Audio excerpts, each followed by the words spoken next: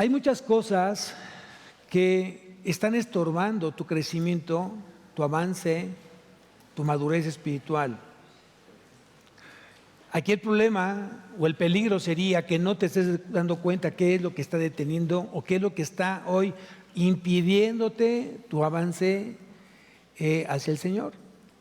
Y seguramente mucho es por no conocer a Dios. Hoy Dios está demandando que lo conozcamos a Él, que te conozcan a ti, al único Dios verdadero, y a ti, Jesucristo, al único Señor de la verdad, el camino. Él es la vida. Si no conocemos a Dios, la pregunta es cómo va a cambiar tu vida, o cómo me voy a dar cuenta de aquello que hoy está estorbando para no poderlo ver, para no poder escuchar. Te quiero invitar a que esta mañana pongas mucha atención en el mensaje, porque dentro del conocimiento del Señor, hoy el Señor está demandando justamente que lo conozcamos para que empecemos a meditar en vuestros caminos. ¿Cómo estás tú caminando delante del Señor? Desgraciadamente tenemos una naturaleza caída todos los seres humanos. No importa que tú seas hoy un cristiano, regenerado, nacido de nuevo, tenemos aún en nuestra vida esa naturaleza caída. Obviamente, hoy ya no se alimenta. Y no se alimenta de manera cotidiana. Hoy tienes mucho más cuidado de cómo poder hacer las cosas para no ofender a Dios. Los que caminamos con el Señor tratamos de hacer las cosas mucho más conscientes, de no lastimarlo, de no ofenderlo. Pero no todos son así. Hay una gente que sí está caminando por religiosidad, simplemente cambió de una religión a otra y dice, para mí el cristianismo es una religión, no es una relación con el Señor. Y esa persona nunca va a crecer, esa persona nunca va a lograr justamente el propósito por el cual él tiene en su vida, de ser mejor esposo, mejor padre, mejor amigo, mejor empresario, mejor trabajador. Eso no te va a ayudar a crecer nada, y vas a seguir justamente ser del montón. Y yo creo que los cristianos no somos del montón, somos escogidos por Dios para reflejarlo a Él, para ser bendecidos por Él y ser ejemplo al mundo en todas las áreas de nuestra vida. ¿Quién dice amén?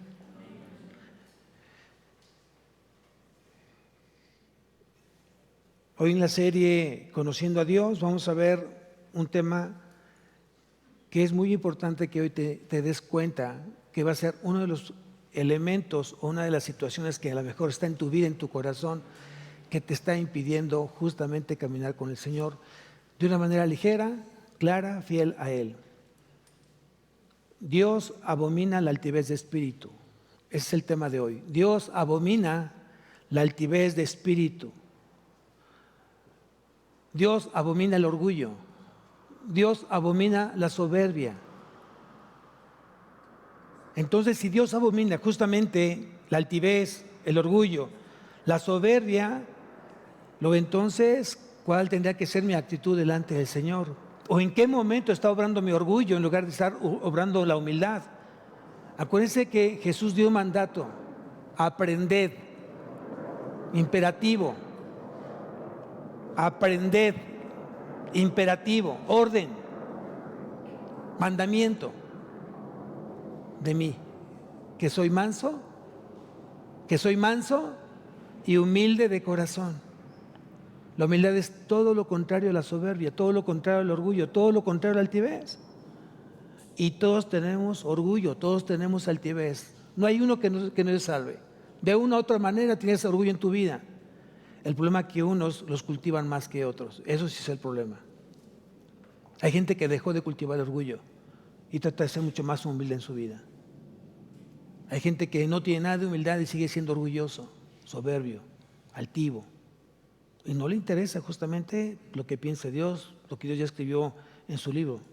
Siguen ellos actuando conforme a su criterio, conforme a sus convicciones, conforme a lo que ellos creen, y no lo que dice justamente la palabra.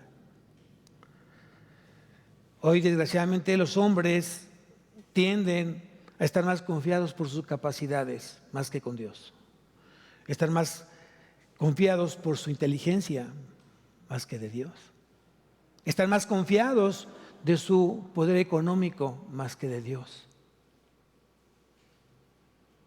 Hay gente que está mucho más confiada en sus relaciones personales más que de Dios. Y eso se llama orgullo. Se llama orgullo. Y lo que necesitamos como iglesia es conocer el carácter de Dios. ¿Por qué? Porque yo necesito reflejar el carácter de Dios. Cuando yo reflejé mi temperamento, me lastimé, humillé, me humillaron. Hoy necesito que Dios haga en mí, del temperamento con el cual yo crecí, yo nací, necesito que Él me haga un carácter como el suyo. ¿Quién lo quiere? ¿Quién lo quiere? Si tú lo quieres, entonces porque estás dispuesto a pagar el precio para obtener ese carácter. La palabra abominación viene del hebreo taibá, y significa cosa horrible, cosa vergonzante, cosa repugnante. Es lo que significa la palabra abominación. Entonces, si Dios abomina el orgullo, la soberbia, entonces quiere decir que para Él es cosa horrible, es vergonzosa y repugnante. Dios tiene un odio santo. Dios tiene un odio santo y Él odia justamente el orgullo, odia al orgulloso y da gracia al humilde. Vamos a ver qué es lo que dice Dios respecto a la altivez. Y quiero que me acompañes a Proverbios capítulo 16. Proverbios capítulo 16. Espero que hayas traído Biblia el día de hoy porque hoy tenías una cita con el Señor. Y lo que vas a escuchar es la palabra de Dios.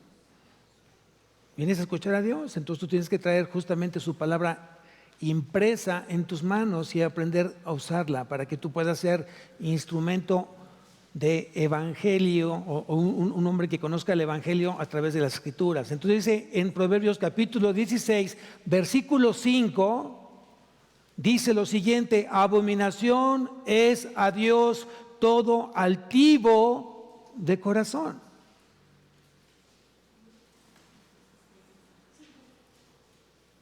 Abominación es a Dios todo altivo de corazón. Entonces para Dios se considera un crimen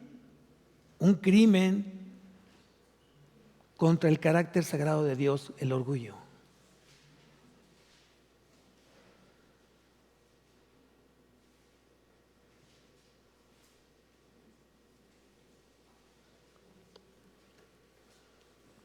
Qué fuerte es lo que está diciendo Dios hoy en esta mañana. La altivez de los ojos de los hombres será abatida y la soberbia de los hombres será humillada. Ahí en Proverbios está mucho de la sabiduría de Dios, está justamente en Proverbios. Si tú quieres crecer en sabiduría, yo te recomiendo que leas el día de hoy. Estamos al día 2 de noviembre. El día 2 correspondería el segundo capítulo de Proverbios. Y así tú te vas cada mes. De tal manera que tú puedas leer 12 veces Proverbios al año. Los meses que tengan 30 días, lees 30 y 31. Los días que tengan 28 o 29 días, como febrero, lees hasta el 31. Y tú vas leyendo Proverbios y vas adquiriendo justamente sabiduría.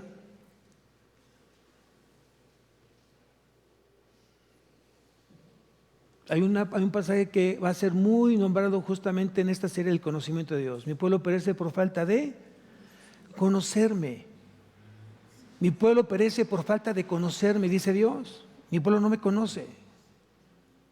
Su orgullo le está impidiendo que me conozcan. Porque según ellos dicen que no tienen tiempo, dice Dios. Según ellos tienen mucho trabajo y les impide eso poder practicar conmigo, dice el Señor. Y mucha gente se escuda. Y yo no sé si realmente es flojera, es pereza o es orgullo el que no puedas tú justamente leer de día y de noche la palabra y mucho menos memorizarla.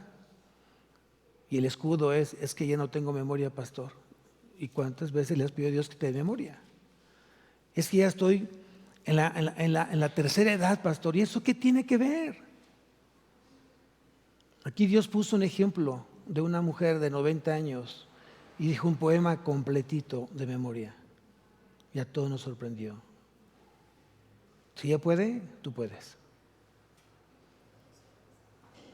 Esa excusa no te la va a comprar el Señor.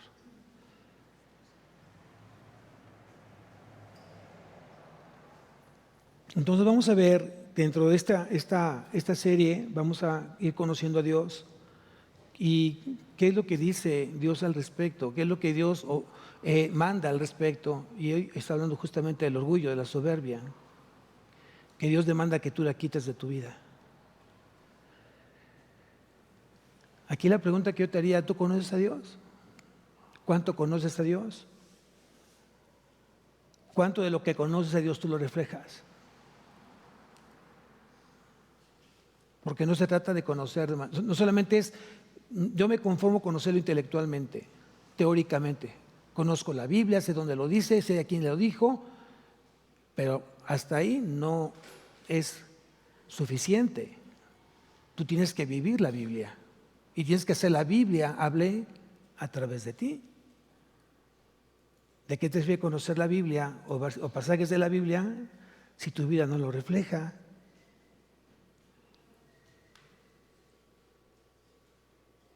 ¿A quién tendríamos que alabar todos los días? ¿A quién? Yo diría que a Dios. Pero te voy a hacer una pregunta. ¿Dios permite que tú te alabes?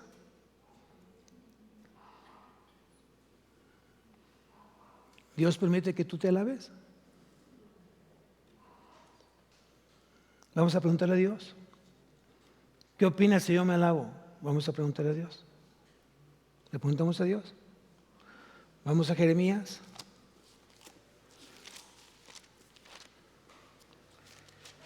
Jeremías capítulo 9.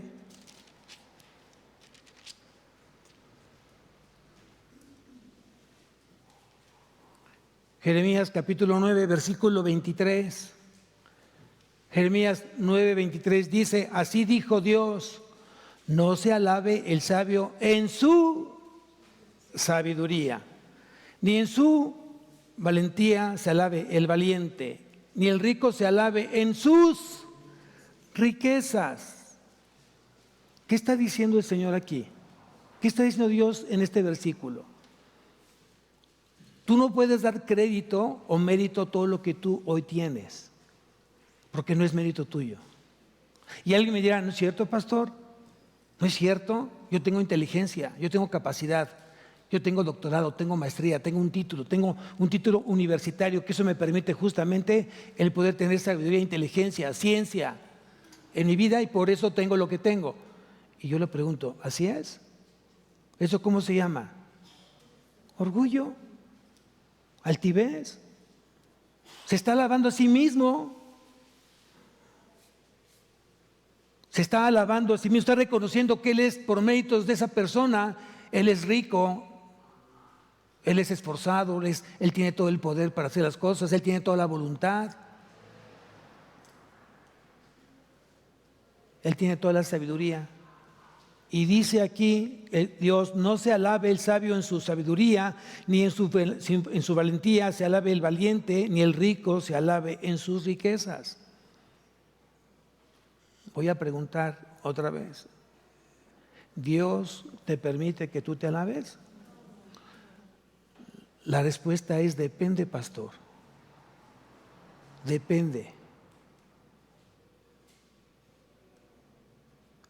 ¿Cómo? Si depende. Si yo me tengo que alabar, ¿por qué yo debería de alabarme? Y lo dice el siguiente versículo. Dice, mas alábese en esto. ¿Está dando permiso o no está dando permiso? ¿Sí o no?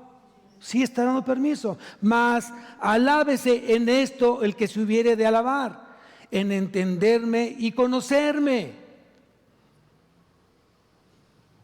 ¿Dios permite que tú te alabes? ¿Sí o no? Sí, siempre y cuando sea para conocerlo y entender justamente a Dios. Porque el entender y conocer a Dios me permite reflejar su carácter. Y si yo reflejo su carácter, estoy alabando justamente al Señor. Entonces yo digo, hoy puedo decir que mi carácter se parece mucho al de Jesús. Pero tengo que demostrar con hechos, no con palabras. Este problema ha existido durante muchos años, no solamente en el tiempo de Jeremías, muchos años atrás. El hombre ha demostrado cómo está lleno su corazón. Vamos a ver algunos nombres que seguramente ustedes van a ubicar porque los conocen perfectamente bien, que pintaron mucho de soberbios, de altivos, de arrogantes. Y el primero que tengo aquí en la lista, sé que hay muchos más, pero el primero que tengo aquí en la lista es Nimrod. ¿Quién conoce a Nimrod? El hombre más poderoso de la Biblia, así lo dice, el hombre más poderoso. Nimrod. Vigoroso cazador delante de Dios. Cuando dice delante de Dios, es que él estaba primero que Dios. ¿Qué inició Nimrod? ¿Alguien lo sabe? La Torre de Babel. Él inició justamente la Torre de Babel. Génesis capítulo 11 lo dice ahí. Y dice Dios que bajó a la tierra para ver qué es lo que estaba haciendo el hombre, porque esa construcción, esa edificación, la estaba haciendo el hombre, pero sin que él estuviera presente en eso.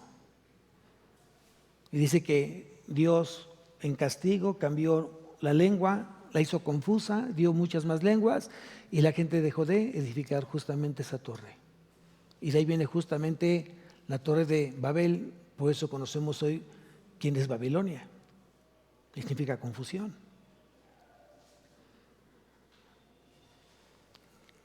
¿Quién conoce a Sansón? El hombre más fuerte de la tierra. ¿Y qué pasó con Sansón? ¿En qué confiaba Sansón? En su fuerza y en su hermosura. Y con la primera mujer que se casa es con una mujer filistea, no judía. ¿Cuál fue la instrucción de Dios? Que no se mezclara el pueblo judío con los gentiles.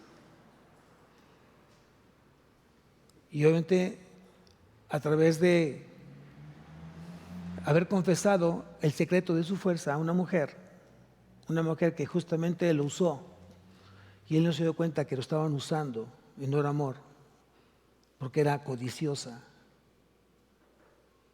Él declara su secreto de fuerza.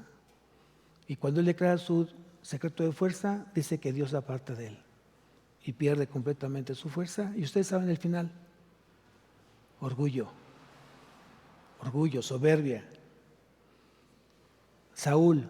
¿Quién fue Saúl? El primer rey de Israel. Un rey que puso el hombre, no lo puso Dios. En ese entonces, ¿quién gobernaba antes de Saúl? Dios. Era un gobierno teocrático. Y el pueblo renunció a Dios y dijo: nosotros queremos un rey como todas las demás naciones. Y por eso llegó Saúl. Y Saúl, siendo rey de Israel, levanta un monumento para que ese monumento, que era él sí mismo, una estatua del mismo, se adorara. ¿Cómo se llama eso? Orgullo, soberbia. ¿Ya saben lo que le costó a Saúl justamente eso? El reino. Dios le quita el reino. ¿Se acuerdan de Salomón? El hombre más sabio del mundo. Y con toda su sabiduría terminó adorando a más dioses. Se hizo un rey idólatra, altamente mujeriego. Más de 1000 mujeres era su reino para él. Y eso lo llevó justamente a perderse. Judas Iscariote. ¿Quién fue Judas Iscariote? Un hombre codicioso que amaba el dinero. Se robaba el dinero del alfolí. Y por 30 monedas de plata traicionó a Jesús. Raíz de todos los males. Raíz de todos los males es el amor al dinero, orgullo, soberbia, altivez. Herodes Agripa I se quedó con la gloria. Y todo el pueblo decía, hoy habla Dios. Él se quedó con la gloria y Dios en ese momento permite su muerte. Orgullo, soberbia. Y el último nombre, tal vez a muchos les sorprenda que lo voy a decir. Pablo. Pablo. ¿Era orgulloso? ¿Era soberbio? ¿Era altivo? ¿Quién era Pablo? ¿Era un mediocre? ¿Un flojo? ¿Un hombre que no era culto? ¿O era todo lo contrario? Era un hombre que conocía. Más de 3 idiomas los conocía perfectamente bien. Era un hombre culto, altamente culto, inteligente, audaz, perseverante, constante. Acompáñame a la segunda carta a los Corintios porque veo tu cara de sorpresa y quiero que me acompañes a la segunda carta a los Corintios, capítulo 12.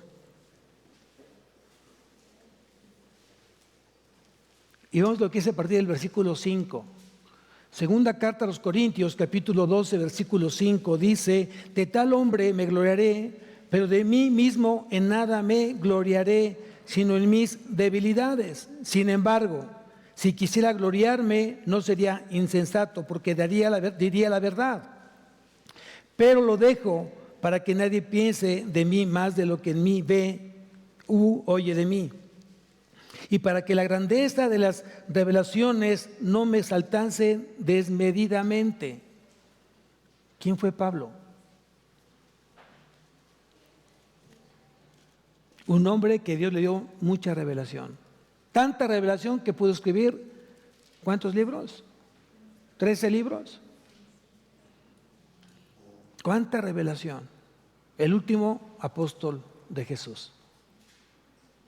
Y él reconoce justamente que tenía tanto conocimiento que tenía temor y miedo que la gente pusiera los ojos en él y no en Cristo. Y por eso dice aquí, y para que la grandeza de las revelaciones no me exaltase desmedidamente, me fue dado un aguijón en mi carne, un mensajero de Satanás que me abofeteé para que no me enaltezca de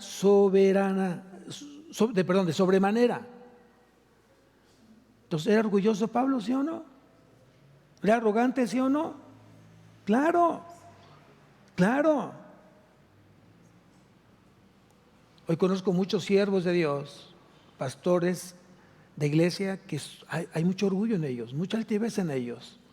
Ellos se enseñorean justamente de las ovejas y tratan mal a las ovejas, porque saben mucho de la palabra, conocen mucha palabra, tienen un temperamento muy débil, yo diría.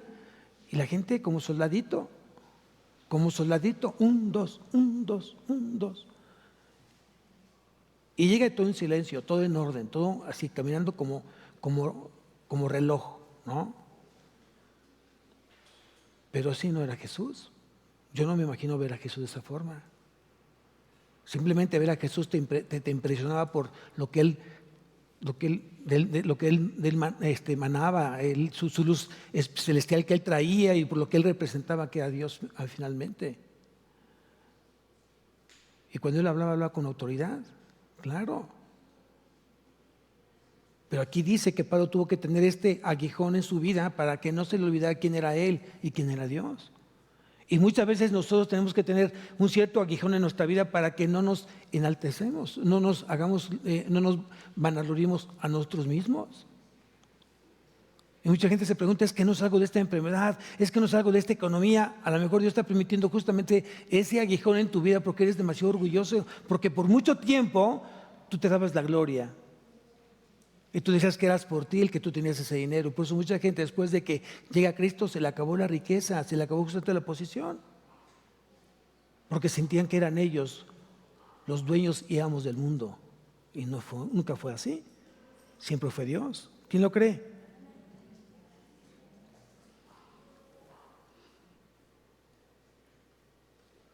Yo creo que lo único más importante en nuestra vida debería de ser buscar la gloria de Dios. Eso es lo más importante de nuestra vida el día de hoy, buscar la gloria de Dios.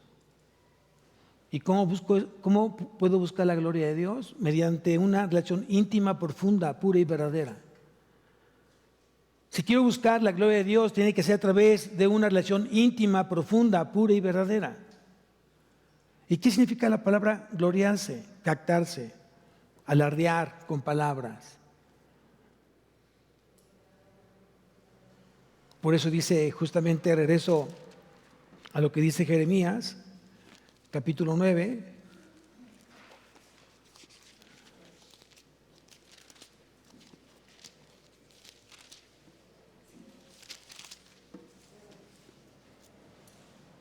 Dice, así dijo Dios, estoy en el capítulo 9, versículo 23.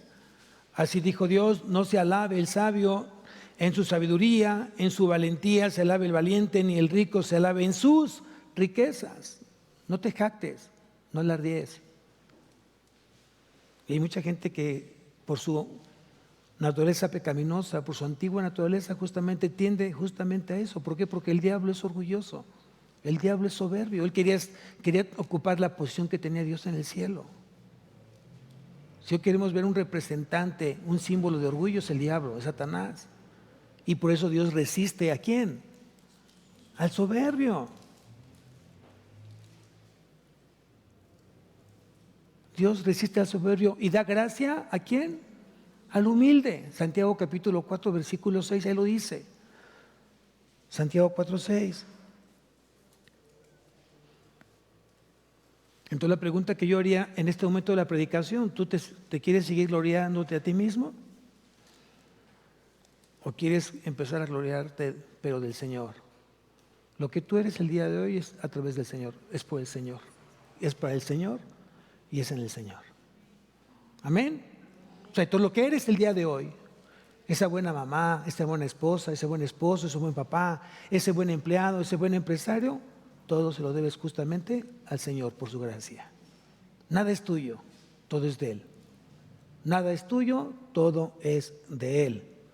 Por eso justamente decía el apóstol Juan, que te conozcan a ti, al único Dios verdadero, y a ti Jesucristo, a quien tú has enviado. Alguien dijo que para poder medir el conocimiento de Dios en esa persona, dice, dime cómo viven y te diré cuánto conocen a Dios. Wow. Wow. Esta frase te confronta, me confrontó. En la manera que tú vives es la manera que tú conoces a Dios. Dime cómo piensas y te diré cuánto conoces a Dios. Dime cómo obras y te diré cuánto conoces a Dios. ¿Qué significa eso? En la forma que tú te conduces, en la forma de cómo hablas, en la forma de que tú piensas, es la manera que tú puedes demostrar cuánto conoces justamente de Dios.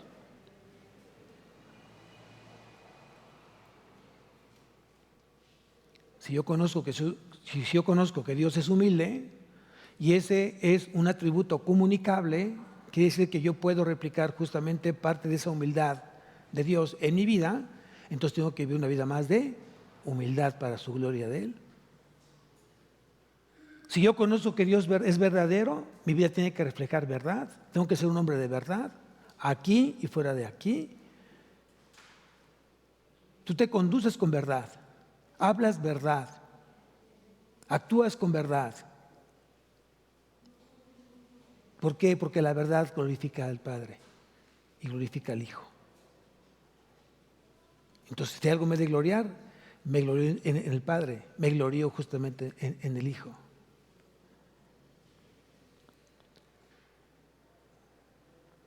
Por eso lo dice nuevamente aquí el profeta Jeremías, mas alábese en esto el que se hubiere de alabar, en entenderme y conocerme.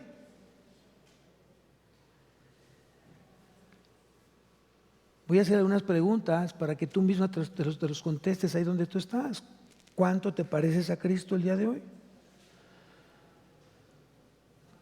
¿Cuánto hablas como Él? ¿Cuánto te conduces como Él? ¿Cuánto lo reflejas a Él?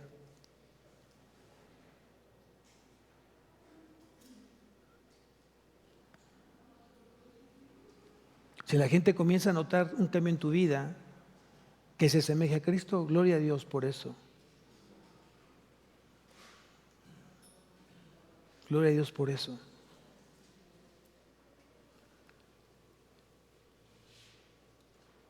¿Por qué? No, bueno, la pregunta sería diferente. ¿Todos los hombres podrían glorificar al Señor? ¿Todos los hombres podrían reflejar a Cristo en su vida? ¿Todos los hombres hoy tratarían de exaltar a Dios por lo que hacen? ¿Todos los hombres? La respuesta es no. No todos los hombres. No todos los hombres. ¿Por qué? Porque si tú conoces a Dios, Dios lo dijo justamente en Romanos capítulo 3. Romanos capítulo 3. ¿Qué fue lo que dijo Dios? Dice en el versículo 11 del capítulo 3 de Romanos, dice, no hay quien entienda. No hay quien entienda. ¿Qué significa la palabra? No hay. No hay. No existe. No hay manera. No hay forma. Entonces, si no hay quien entienda, entonces el hombre no puede entender a quién. A Dios. Romanos capítulo 3, versículo 11. Estamos viendo ese versículo. No hay quien entienda. No hay quien busque a Dios. ¿Quiénes pueden entender a Dios el día de hoy? ¿Quiénes hoy buscamos a Dios? Solamente el hombre que ha sido regenerado, el hombre que ha nacido de nuevo, es el único, porque ya Dios puso justamente, o ya activó justamente ese espíritu que estaba en su vida y lo conectó al espíritu del Señor. Cada vez que Dios tiene algo que decirme a mí, se lo dice a mi espíritu. Y mi espíritu es el que gobierna mi alma, mis emociones, mi voluntad, mis sentimientos, mi inteligencia y mi cuerpo. Por eso somos más espirituales que almáticos. El alma está sujeta al espíritu. Dios me habla espiritualmente porque Dios es espíritu. Es otro atributo de Dios. Dios es espíritu. Y Él me dio o me dotó de un espíritu, el cual me sirve de conexión con el Espíritu Santo. Y el Espíritu Santo hoy opera en mi vida. Es el que me santifica. Entonces, si Dios dice que si en algo tienes que alabar, alábate en entenderme. Entonces la pregunta es, ¿quiénes pueden entender a Dios? Solamente el que ha nacido de nuevo, el que ha sido regenerado. La palabra entenderme o entendimiento viene del hebreo saká y significa comprender, establecer una relación profunda, experimental y vivencial con Él. Eso significa la palabra entenderme. Entonces, si tú lees justamente el versículo 24 de Jeremías capítulo 9, dice, más alabes en esto el que se hubiere de alabar, en entenderme. ¿Qué es lo que está demandando Dios? Está demandando que lo comprendamos y que establezcamos una relación profunda y de experiencia con Él y vivencial con Él. Entonces no te conformes con solamente tener conocimiento intelectual de la Biblia, sino tienes que reflejar justamente o vivir conforme a ella. La palabra conocerme viene del hebreo yadá y significa observación, reconocimiento de quién es Dios.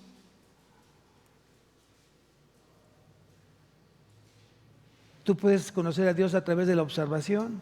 ¿Qué observas? ¿Qué observas? Su creación. Toda su creación es perfecta. Todo lo hizo perfecto para que tú y yo pudiéramos vivir justamente en este mundo. El mundo estaba desordenado y vacío. Y Él comenzó a ponerle orden y a llenarlo con lo que se requería para que el hombre viviera en él. Hoy te pregunto, ¿cómo está el mundo? ¿Cómo ves el mundo? ¿Cuánto te dolió hace 3 semanas que se derramó un conducto de Pemex ahí en la parte donde mucha gente lo usaba como pesca? Esa agua servía para poder también tomar agua, porque era un lugar completamente alejado. No pasaba ningún conducto de agua, pero sí de petróleo. Y eso ya se destruyó. Esta gente ya no vive de eso. ¿Quién es el mayor depredador del hombre? ¿El león? ¿Las hienas? ¿Quién? Nosotros mismos. Nosotros mismos. Fíjense, el hombre, el ser más racional, inteligente, sabio, el que fue hecho justamente a la imagen y semejanza de Dios, es el mayor depredador del mismo hombre. Wow.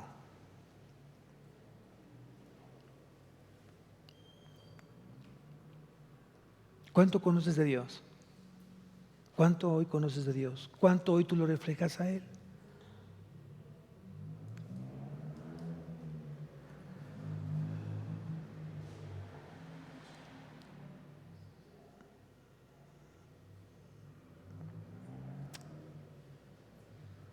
Dice el necio en su corazón, no hay Dios. Salmos 14:1. Dice el necio en su corazón, no hay Dios. Para el hombre no regenerado es imposible que acepte que existe Dios.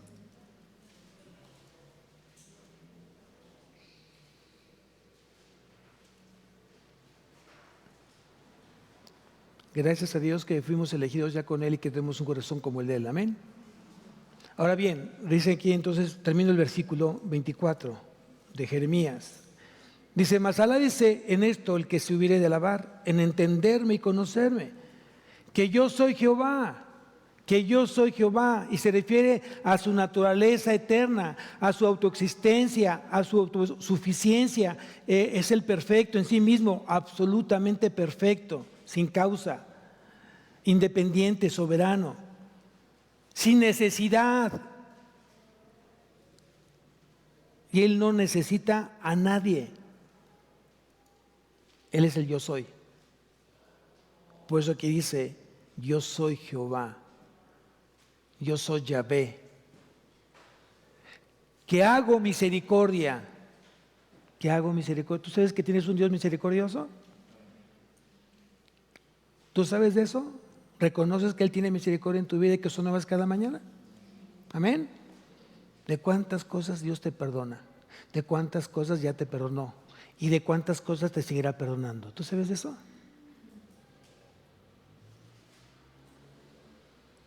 Nada más que no significa que tengamos licencia para pecar, ¿eh? Y no porque tengamos un Dios de misericordia, tenga yo licencia para pecar. Refiere que Él es misericordioso. No, eso no es así. La misericordia de Dios tiene un límite, porque Él es un Dios justo. No se te olvide. Y dentro de esa justicia de Dios, que es infinitamente justo, tiene una justicia que se llama justicia retributiva. Y la justicia retributiva es que Dios estableció penas y penas y premios para los que hacen o desobedecen su voluntad. Y lo decíamos el domingo pasado. Si tú pecas voluntariamente, ¿qué dice la palabra? ¿Qué dice Dios? Si tú pecas de manera voluntaria, ¿qué dice Dios? Horrenda cosa es caer en manos de un Dios vivo. Ten mucho cuidado, no tientes a Dios. No porque no te ha pasado nada el día de hoy significa que Dios está de acuerdo con lo que estás haciendo. Ese es un buen engaño del diablo. Y mucha gente dice, mira, no me pasa nada, no ha pasado nada, todo está bien. Entonces quiere decir que lo que estamos haciendo está bien. No te engañes. Por eso es importante vivir conforme a la palabra. ¿Qué dice la palabra? ¿Qué dice Dios? Y entonces alinea tu vida en lo que dice Dios en su palabra. Dios no es un Dios de medias verdades. Dios no es un Dios de medias cosas. Dios es un Dios de verdad, completamente de verdad. Es un Dios de justicia, completamente de justicia. Dios es soberano, completamente soberano. Es la máxima autoridad, la suprema autoridad es Dios. A Dios nunca va a pedir permiso. Dios no va a avisar, oye, ¿estás de acuerdo? No, Él es soberano. Por eso creo que tendríamos que vivir con mayor temor a Él. Y no porque vaya a venir un castigo, no. El mayor temor de Dios es saber que yo lo amo y hago todo aquello que le complace y le glorifica. Ese es el mayor temor de Dios. Esa es la definición correcta del temor a Dios. No el miedo al castigo. Es el sentirme avergonzado por cada vez que fallo y lo lastimo a Él. Si tú amas a tu esposa y la lastimas, no la amas. Si tú dices amar a tu esposo y lo lastimas, no lo amas. Te estás engañando. Un verdadero amor es aquel cuando tú dices, no me gusta hacer nada que pueda lastimar al otro. Porque el amor no se goza de la injusticia, más se goza de la verdad. ¿Es el verdadero amor?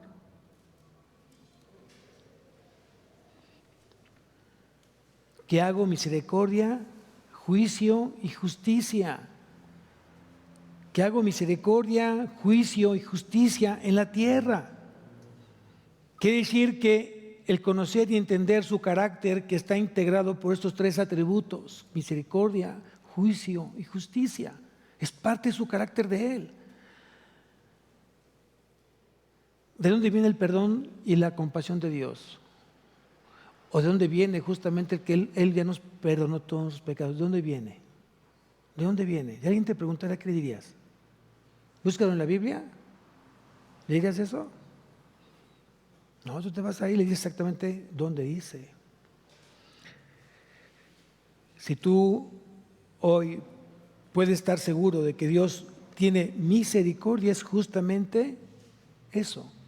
Él me perdonó por su misericordia y todos mis pecados pasaron por su misericordia. Yo era un miserable delante de Él. Yo necesitaba misericordia. Quiere decir que yo lo que merecía era el infierno. La misericordia es un favor no merecido, o un favor inmerecido, como tú le quieras decir. A ver, vamos a Efesios capítulo 1, versículo 7.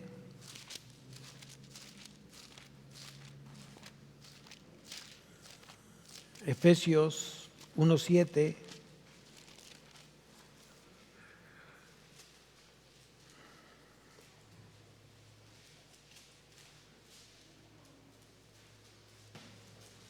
Si Dios es misericordioso, si Dios es compasivo, aquí dice el capítulo 1 de Efesios, versículo 7, en quien tenemos, ¿qué dice ahí? Redención. ¿Y qué es redención? ¿Qué es redención? Libertad, rescate, un pago que se hizo justamente a través de algo, redención. En Él tenemos redención, por su sangre, el perdón de pecados. El que tú y yo hayamos sido perdonados de nuestros pecados, ¿qué le costó a Jesús? ¿Qué le costó a Jesús? ¿Qué le costó su vida? Su vida.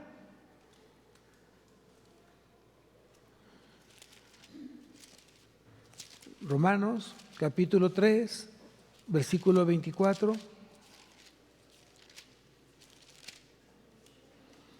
Siendo justificados gratuitamente por su gracia mediante la redención que es Cristo Jesús. Hoy hemos sido justificados por su sangre. Él nos perdonó nuestros pecados por su sangre, por su muerte, por su sacrificio en la cruz. Siendo justificados gratuitamente por su gracia, es lo que dice la palabra.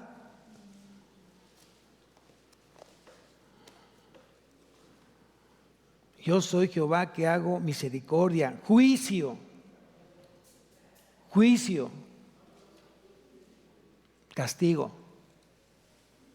Es un castigo justo por el pecado.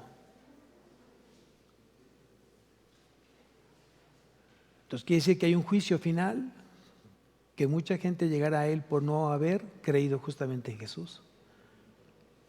Pero también los cristianos seremos juzgados. ¿Dónde lo dice? ¿Te acuerdas?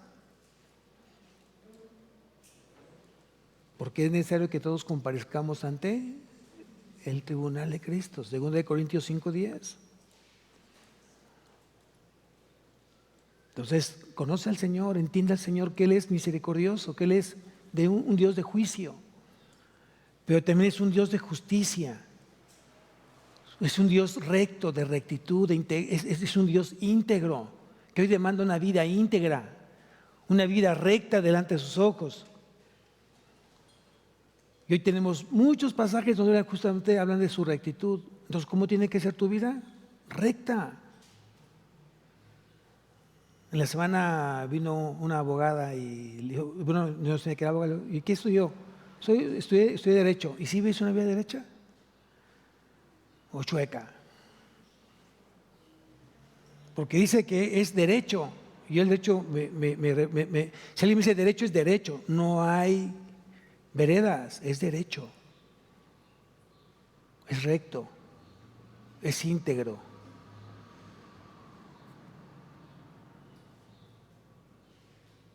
¿Y saben lo que me contestó? No. Pues sí, claro. Es una carrera altamente exigida. Ya siendo cristiano, es exigida para que tú puedas reflejar a Cristo. Amén. Pero no significa que tengo que huir de eso. Si tú no me permitió esa carrera, es porque entonces quiere que yo le sirva a través de la rectitud. Porque no solamente no es la única carrera que exige rectitud, toda tu vida exige rectitud.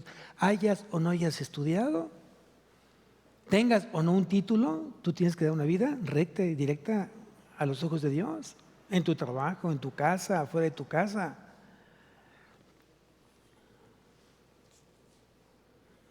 Entonces, vuelvo a terminar el versículo de Jeremías. Mas alábese en esto el que se hubiere de alabar, en entenderme y conocerme, y vivir una vida completamente íntima conmigo. No, que yo soy Jehová, que hago misericordia, juicio y justicia en la tierra.